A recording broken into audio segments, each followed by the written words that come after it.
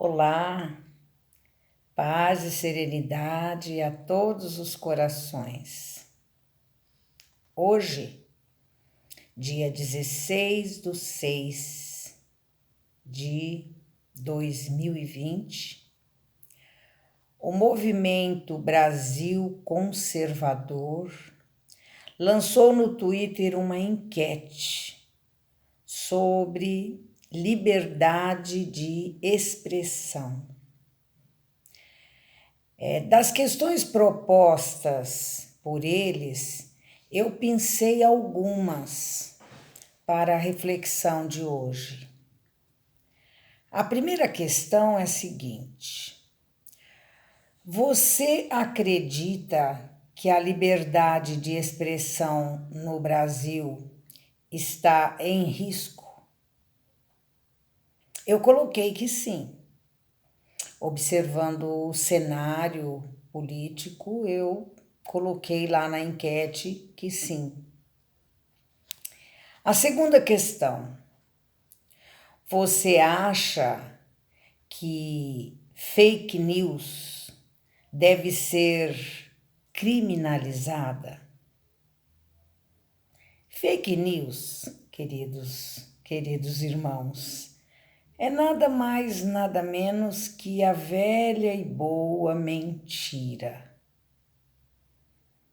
Em algum momento da nossa história, nós criminalizamos a mentira? Eu coloquei que não. Eu coloquei que não deve ser criminalizado lá na enquete.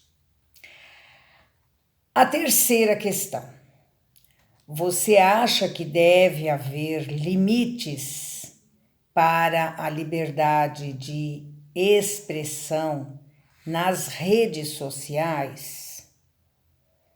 Eu também coloquei que não, porque eu quero ter liberdade de falar o que eu quiser na rede social. Então não tem que ter limite. É minha responsabilidade, não é? Para dizer o que eu achar que devo. Outra questão: você já compartilhou fake news? Eu respondi que sim, porque uma vez aconteceu, ou duas vezes, não sei, já aconteceu de eu receber uma coisa e eu achar que aquilo ali era verdade, e depois simplesmente alguém me avisou que aquilo ali era uma notícia falsa, eu apaguei, eu avisei as pessoas que eu também tinha compartilhado aquilo. Simples assim. Você pensa que aquilo é verdade, e aí você recebe, ok, depois a pessoa, alguém vai te avisar que aquilo ali não é verdade. Então, eu coloquei sim. Outra questão: você compartilhou fake news de propósito? Não. Eu compartilhei achando que aquilo ali era uma verdade, mas quando eu fiquei sabendo que não era, eu simplesmente avisei aquelas pessoas que eu tinha compartilhado. E aí outra questão é redundante, porque já ficou colocada lá. Você já recebeu fake news? Sim, eu já recebi e já compartilhei, né? Sim.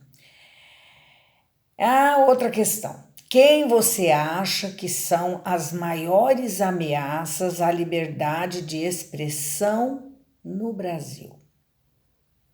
Eu coloquei que eu acho que a maior ameaça à liberdade de expressão no Brasil é o STF.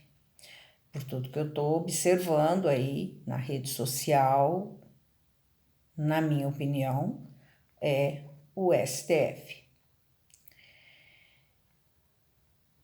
Observando então o que está se passando no meio político,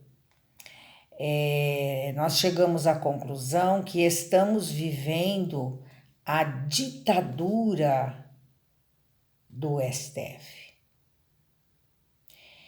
E nós, como cristãos, como espíritas, devemos nos posicionar contra essa arbitrariedade.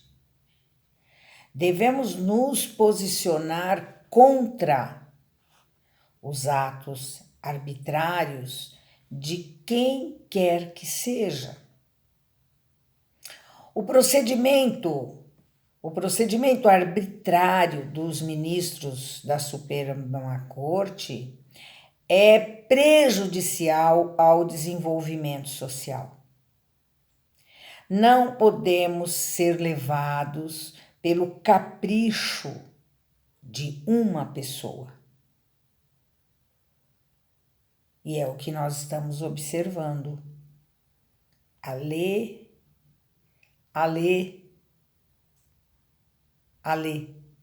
é o que está à frente, não é? À frente. Os demais estão quietinhos, apagadinhos, porque tem um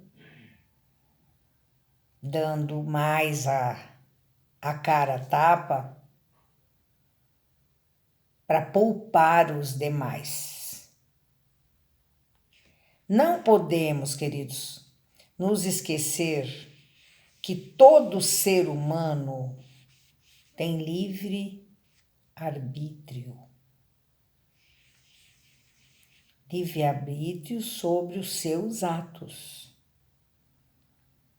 Nós somos seres livres, seres independentes. Então, observando todas estas questões, né, toda esta situação que nós estamos vivendo, nós temos que buscar em nós este sentimento de liberdade com o qual nós fomos criados e procurar refletir sobre a condição de árbitros de nós mesmos que Deus concedeu para nós. Então, nós não podemos nos esquecer disso. Nós temos livre arbítrio. E ninguém tem o direito de decidir sobre as nossas ações. Nós somos responsáveis pelas nossas atitudes, pelas nossas ações. A questão 843 do Livro dos Espíritos, o codificador da doutrina, o senhor Allan Kardec, ele traz uma pergunta à espiritualidade sobre esta questão. Ele diz: tem o homem o livre-arbítrio de seus atos? E a resposta da espiritualidade: tendo a liberdade de pensar, tem igualmente a de agir.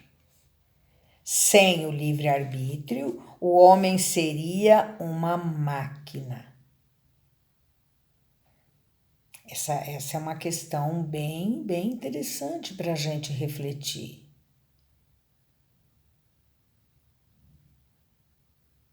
Fica claro que a espiritualidade considera, espiritualidade superior, hein? Que nós temos a liberdade de pensar e, por consequência, a liberdade de agir. No próprio Livro dos Espíritos, na questão 837, o codificador também pergunta sobre essa questão da liberdade de pensamento. Ele diz: o que resulta dos entraves postos à liberdade de consciência? Entraves. A pessoa, quando quer te proibir de você pensar, né? Qual seria a consequência, o que resulta dos entraves postos à liberdade de consciência? E olha, presta atenção na resposta da espiritualidade. O constrangimento dos homens que então agem em desacordo com o seu modo de pensar se tornam hipócritas. A liberdade de consciência é um dos característicos da verdadeira civilização e do progresso. É fundamental a gente incorporar isso em nós. Essa questão 837, ela é fundamental para o nosso entendimento dessa questão. Constranger alguém a agir contrário ao seu pensamento, contrário ao seu modo de pensar, faz com que ele se torne um hipócrita. E encerra a questão dizendo: a liberdade de consciência é característica da civilização. É característica do progresso. A liberdade de consciência é que caracteriza o nosso progresso. Então, vejam bem, se lá na 843, se a espiritualidade está nos dizendo que a liberdade de pensar ela é fundamental, e por tabela, porque temos liberdade de pensar, também temos a liberdade de agir, e que sem o livre-arbítrio o homem seria apenas uma máquina, se nós permitirmos que tirem de nós a nossa capacidade, a nossa condição, a nossa liberdade de pensamento e de ação, nós nos tornaremos numa máquina, apenas recebendo a orientação de mais alto, de alguém que se julga melhor, maior conhecedor do que nós mesmos. É interessante a gente procurar lá no Livro dos Espíritos o capítulo que fala sobre a lei da liberdade, que vai ter uma quantidade imensa de reflexões a respeito deste assunto. No item que fala sobre o móvel das ações humanas, lá na questão 872, que é bem longo, eu pincei alguns trechos para a nossa reflexão aqui. Quando o nosso codificador diz o seguinte ali, vamos colocar aspas para ele, porque eu quero trazer na íntegra. Sem o livre-arbítrio, o ser humano não tem culpa do mal nem mérito no bem. Então, se nós não tivéssemos livre-arbítrio, nós não teríamos culpa do mal que nós fazemos, mas também não teríamos mérito no que nós fizéssemos de bem. E ele continua, e isto de tal modo, isto é de tal modo reconhecido que no mundo se proporciona sempre a censura ou o elogio à intenção. O que quer dizer a vontade. Então, se elogia a intenção, ou se critica, não é? Proporciona sempre a censura ou o elogio à intenção, o que quer dizer a vontade. Eu dou uma paradinha aqui para dizer o seguinte: nós somos donos da nossa vontade.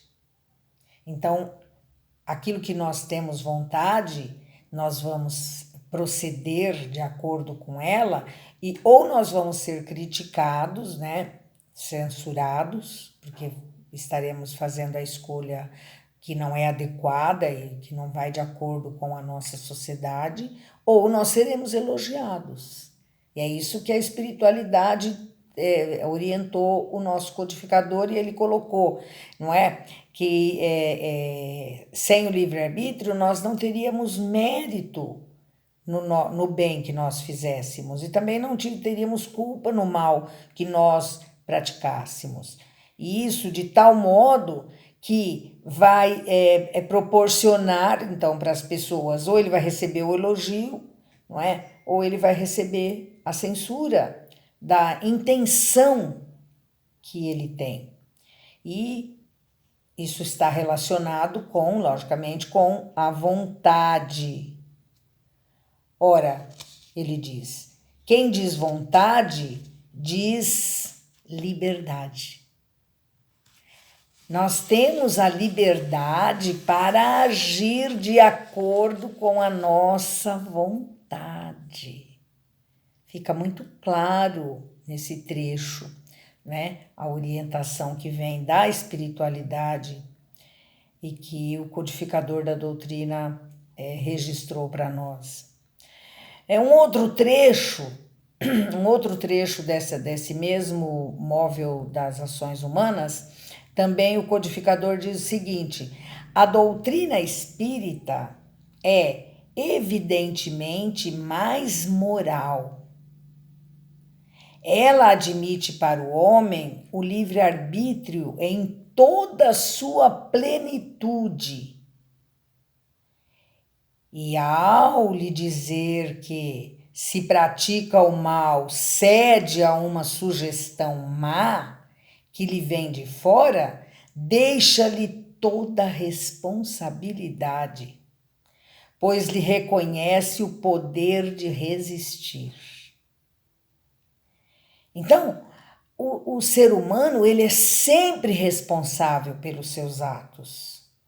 Seja quando um amigo o instiga a fazer qualquer coisa, um ser aí visível, um encarnado, seja quando uma entidade invisível sugestiona, lhe dá a sugestão. Sempre nós somos responsáveis pelos nossos atos. Mas o Pai Criador nos dá a plenitude.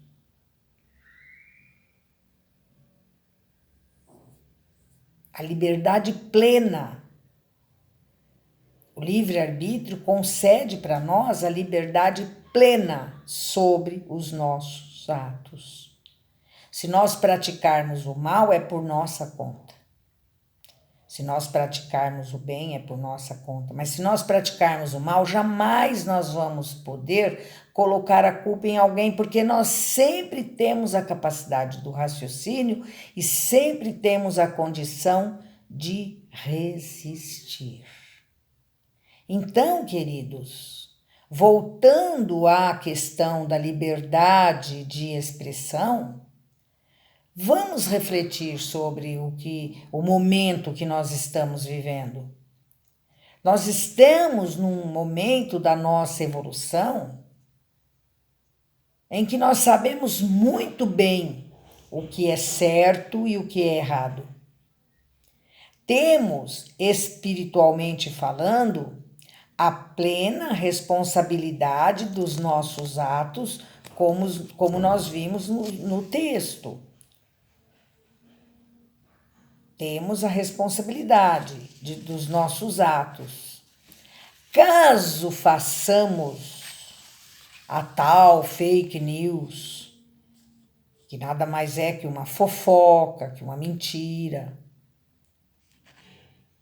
Desde que o mundo é mundo, as pessoas fazem fofoca, são recriminadas, né? A importância da religiosidade, onde Por exemplo, se a pessoa é católica, o padre vai chamar atenção, né? Tem aquela coisa, tem ainda, né? Do confessionário, a pessoa vai, se confessa, faz fofoca, fala a mentira, é recriminado. Se é criança, papai, mamãe reclama, não é? Então, caso nós façamos isso, nós podemos ser processados. Ou se alguém fizer uma fala sobre nós que não é correta, nós vamos lá e processamos a pessoa se nós achamos que devemos. Essa é uma questão que tem que ser resolvida pela própria sociedade, pelas próprias pessoas, pelos envolvidos na situação. Nós não precisamos que o papai Estado nos proíba por decreto como se fôssemos imbecis. É como aquela criança que qualquer coisinha que acontece lá na rua, ele vem correndo, chorar na barra da saia da mãe para ir lá resolver o problema. Até que a mãe se cansa e vai lá, quer saber, menino? Se vira lá, conversa lá com teu amigo, briga com ele, xinga, fala o que você achar que deve. Eu não vou ficar resolvendo as suas coisas, porque você vai crescer e vai ter que resolver as suas coisas. Então, o que estão fazendo conosco hoje é exatamente isso. Uma interferência indevida na nossa individualidade, nas nossas questões. As forças do mal que querem dominar o mundo estão querendo calar a nossa voz e nos tornar dependentes. Cabe a nós não permitirmos ser conduzidos pelo poder maligno. A luta para a implantação da pátria do Evangelho, meus queridos, não se dará sem luta. Estamos em guerra. E esta é a pior que já atravessamos, porque ela é espiritual. É uma guerra cultural com base espiritual. É o materialismo em luta com o cristianismo. Querem destruir os valores cristãos. E basta observarmos os acontecimentos. Nem precisa ser muito versado em guerra cultural para chegar a essa conclusão. Estamos num momento em que temos que fazer a nossa escolha. De que lado nós vamos ficar? Essa escolha ela é inevitável, porque é o momento da separação do joio e do trigo, como disse Jesus. Ele nos alertou que no final dos tempos nós teríamos que fazer as nossas escolhas e que de acordo com elas nós estaríamos sendo também escolhidos pela espiritualidade superior. Jesus espera por nós. Levantemos a bandeira do Cristo, elevemos a nossa voz. No Brasil, Jesus deve ser o condutor, para que a pátria do Evangelho seja implantada, como foi profetizado pelo espírito Humberto de Campos, através da psicografia do Chico Xavier. Nós teremos que enfrentar esta batalha. Muita paz e que o nosso Mestre nos abençoe.